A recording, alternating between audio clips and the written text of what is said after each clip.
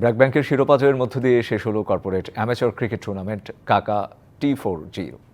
শনিবার রাজধানীর police staff college মাঠে অনুষ্ঠিত ফাইনালে সেনা কল্যাণ সংস্থাকে 142 রানে হারায় তারা। প্রথমে ব্যাট করে 6 উইকেটে সেনা কল্যাণকে 302 রানের টার্গেট দেয় ব্র্যাক ব্যাংক।